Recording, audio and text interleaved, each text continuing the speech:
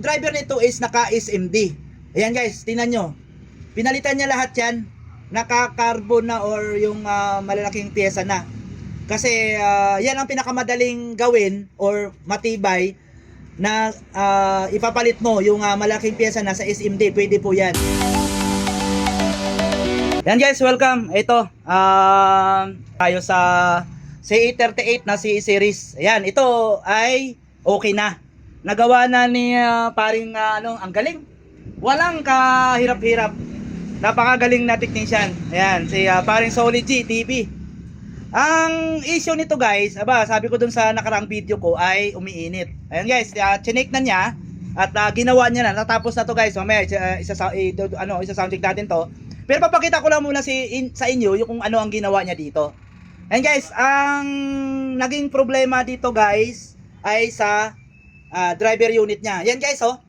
Nakita nyo naman yung ang driver nito is naka SMD. Ayan guys, tingnan nyo. Pinalitan niya lahat yan. Naka-carbon na or yung malalaking pyesa na. Kasi yan ang pinakamadaling gawin or matibay na ipapalit mo yung malaking pyesa na sa SMD. Pwede po yan. Tingnan nyo na yung mga video rin ni paring Solid G. Makikita nyo kung paano niya ginawa. Yung sa akin, ipapakita ko lang sa inyo kung paano niya ginawa. Kasi hindi ko na binidyo kung paano niya ginawa ito. Basta ipakita ko lang sa inyo na okay na yung unit na CE series ng CE38. Ayan. Ang nangyari nito guys, naka-fix bias na to. Pinix na ni pare ito yung bias nito. Hindi na naka-trimmer to guys. Pareho. Ayan, sa kabila ganun din, naka-fix bias yan kung makita nyo. Ayan o. Ayan yung makita nyo yung nakatayong dalawang naka-series na na yan, na resistor. Yan po yung fixed bias na tinatawag. Yan guys.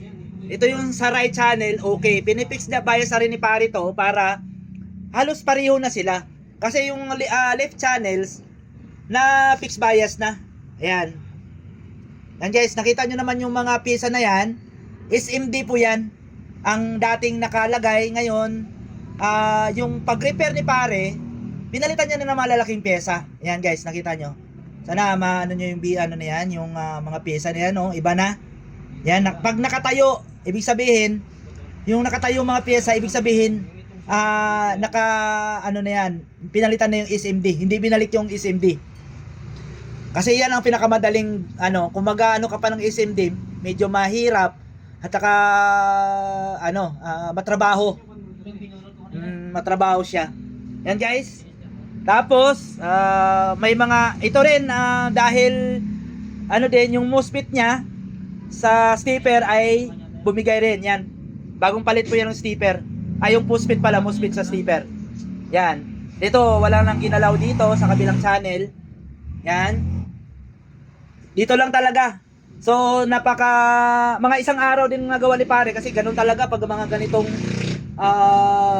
class 8 pag lalo SMD medyo mahirap gawin, matrabaho. Kaya pag nagpagawa ka talaga ng hindi mura ang singil.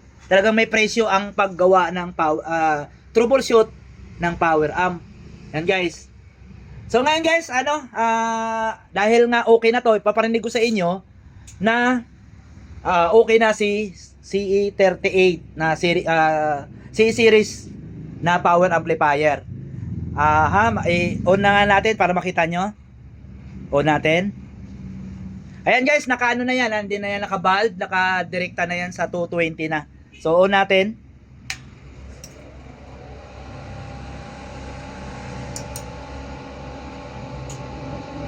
Antayin natin na mamatay yung ilaw para makita natin na okay na yung amplifier. Yan, nawala na po yung sa protect.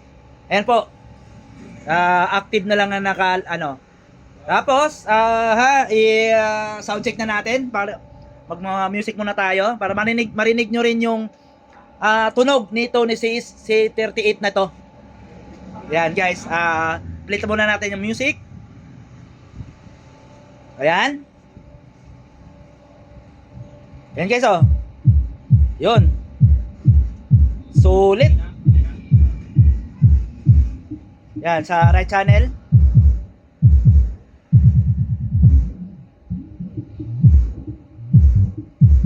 Yan guys, oh. Napaka wala pang processor 'yan. Ayan, busy sila pare doon. Meron silang dinodoktor na integrated. Bali naka-load dyan guys, 4 na D12. Dalawang Live Pro, dalawang Atomic na 1.2. Yan. Yan ang palo niya, oh. Napakabigat. Lakas.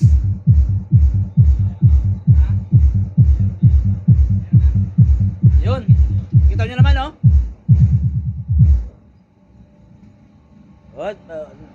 Maiksi lang pala yung natin. Isa pa. Yun. Yun, oh. Laki kasi ng supply kaya lakas. Wala pang yan, oh. Wala pang processor yan. Nakadirekta lang tayo sa laptop. Yan.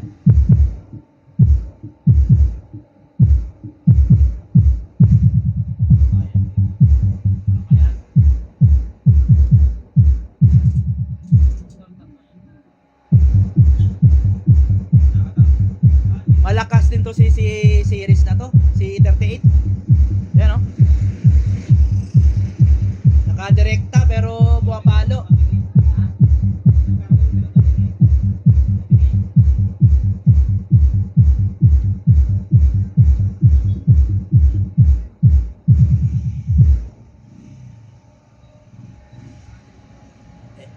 Yan guys, narinig nyo na yung tunog ni si 38.